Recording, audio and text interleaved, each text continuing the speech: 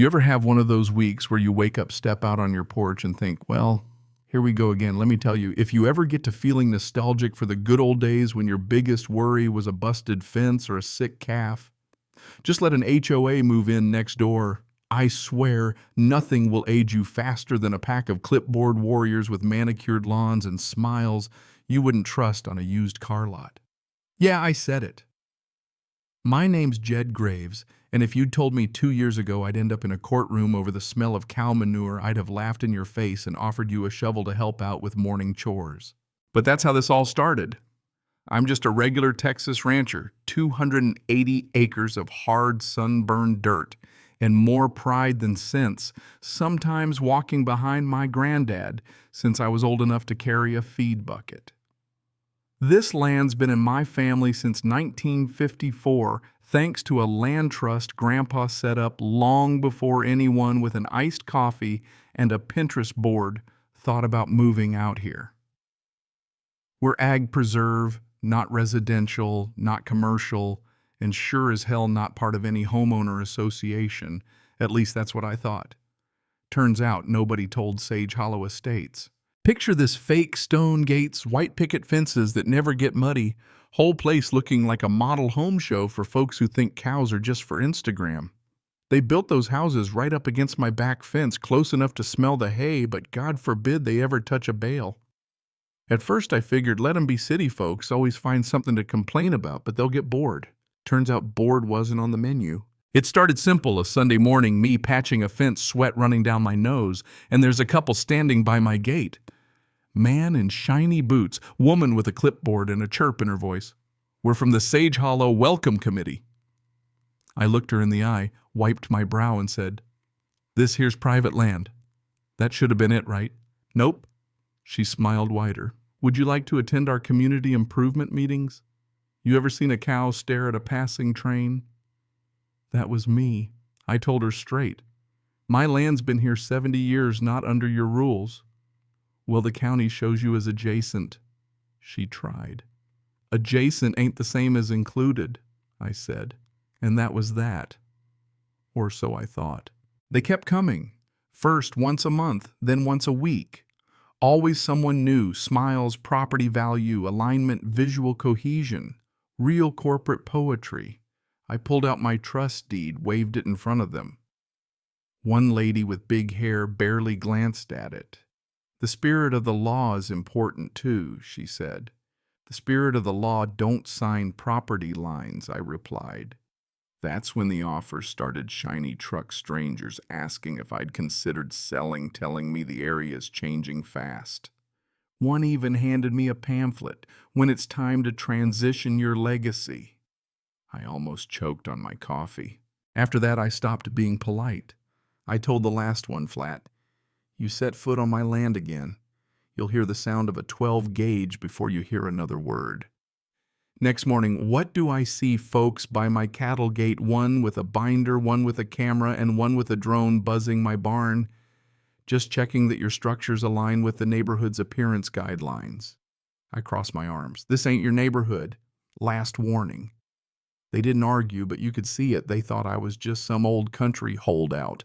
That's when it got sneaky. No more potlucks or HOA cookies, just folks outside my fence snapping photos like they were auditioning for CSI. At first, I'll admit, it rattled me. Then I remembered who I was. Spent a weekend hiding trail cams around the place, old feed buckets, busted birdhouse, nothing fancy. Got myself some motion recorders too. And wouldn't you know it, within a week I had footage of HOA folks snooping, whispering, plotting. Should get animal control involved, play the ordinance right. My stomach turned. This wasn't neighborly. This was a setup. One even tried climbing my gate. Need to document this before he upgrades anything. That's when I started a log. Incident dates, faces, the works. Over 9 days, I caught a dozen trespasses, 6 by the same folks. Didn't share it yet. I was waiting for them to hang themselves. Then a new face shows up. Silver SUV, desert boots, too clean for Texas, not a drop of mud. He leans on his hood. "You, Jed Graves, depends who's asking." Name's Brian Lee, private investment out of Austin. You're sitting on a gold mine, Mr. Graves." I just stared. "Do you do this often, approach folks by fences you're not supposed to be near?" He grinned, handed me a glossy folder. "Only when it's worth it." I never touched the folder, just pointed at the county road. "Drive until you stop seeing barbed wire, then keep going." He left, but I felt that itch something didn't add up. Sure enough, a couple days later, I spot footage of that same SUV, Brian Lee, chatting with a woman from the clipboard squad. He's handing her something. Not part of the HOA, my ass. Now it was a game. They wanted me off my land, only they didn't know what kind of fight I had in me. I filed a complaint with Travis County. That's when things got ugly. First, an anonymous envelope, health concern livestock odor complaint, quoting HOA bylaws I don't answer to. I laughed, tossed it. 3 days later, ag inspectors show up, animal welfare complaint, from who can't disclose. They spent an hour poking through stalls, taking photos of healthy cattle. 2 days after environmental quality chemical runoff, no lab kits, just clipboards. Then someone dumps construction waste by my gate. Next morning, code enforcement's knocking. Unauthorized dump site. I point to the camera. White van, 3:42 a.m., roll the tape. He backs off, but a formal complaint's filed.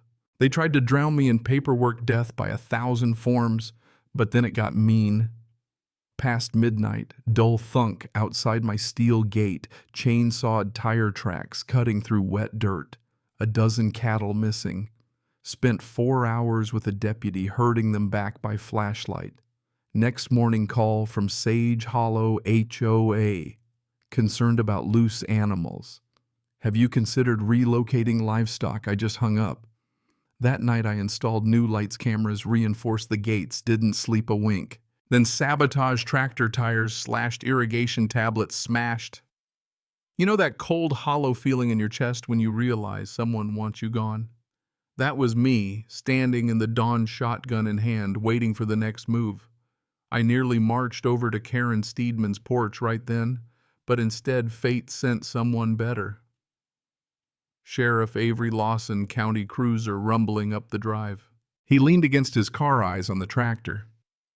"You know this wasn't random," he said. I nodded, showed him the footage. "They're getting bold," he said. Then he lowered his voice. "Jed, we had a leak. Young guy on the HOA board came forward, gave us a recording. Karen was caught plotting to contaminate your pond trigger, an EPA alert force, a land seizure." He handed me a flash drive. "If we can't make him sell, we'll make it impossible for him to stay." I sat down hard. "She's trying to break me," I muttered. Avery's jaw clenched. "She's crossed the line into criminal conspiracy." That was it. No more playing defense. Called my lawyer, Lindsay McReynolds, real land rights bulldog. I dumped everything on her desk. Videos, drone shots, logs, the flash drive. Her eyes lit up like she'd found oil. "We're going nuclear," she said. And we did. Lawsuit against Karen for harassment, conspiracy, sabotage. EPA complaint with full audio. State petition against HOA for unlawful zoning expansion. Class action with 2 other families, the Langstons and the Ohadas, who'd been misled by the same real estate crooks, told my land was about to be developed. They'd paid extra for future nature access when they found out they were furious and joined our side. Then, twist of fate, a journalist named Rachel Ortega reached out, said she wanted to hear the real story. I almost turned her down, but she showed up in real boots, took real notes, listened more than she talked. I showed her the scars, the tapes, the evidence. She heard Karen's voice planning chemical sabotage, and she just whispered, "Jesus Christ." A week later, Rachel's article drops, "The War for Sage Hollow." It went wildfire, Texas Tribune, CBS, even a congressman's office. Suddenly, I wasn't just that stubborn rancher. I was a symbol for every landowner fighting HOA overreach. Karen. She was dodging subpoenas, her own board-jumping ship.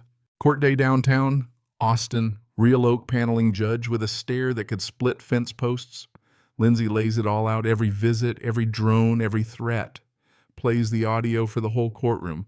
Then she calls Brian Lee, Turns out the investor was a hired gun paid to test me. Report back, even handed over emails, text the works. Jury sucked it up like sweet tea. EPA steps in, testifies that if Karen's plan had worked, federal land seizure would have followed. We're not talking HOA games anymore, we're talking felonies. 6 days of trial. Karen withers. Board members jump ship. Verdict unanimous. Guilty on all counts. 7 years in state, banned from any board ever. HOA dissolved, assets frozen. State launches sweeping review. Turns out Sage Hollow tried this scam on 3 other landowners. Press everywhere. Rachel's follow-up, the farmer who broke the machine.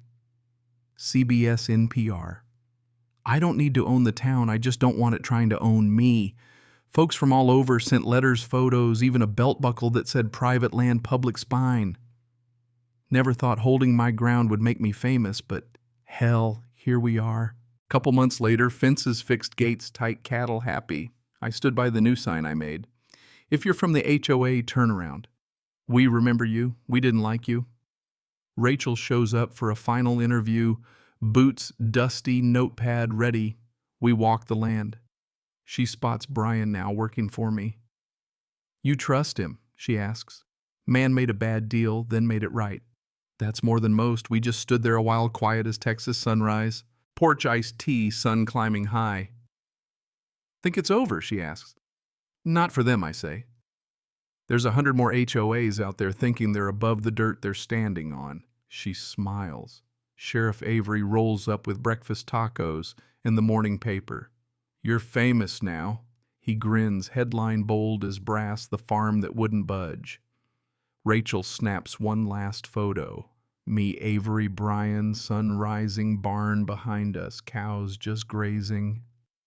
Turns out sometimes the best way to defend your land is just not to move. Now let me ask you, where do you draw your line? Ever had to fight for what's yours? Drop your story down below. Tell me what you think about justice, about land, about standing up. Hit that like button if you believe in drawing your own line in the dirt. And hey, don't let anyone tell you where your fence ought to be.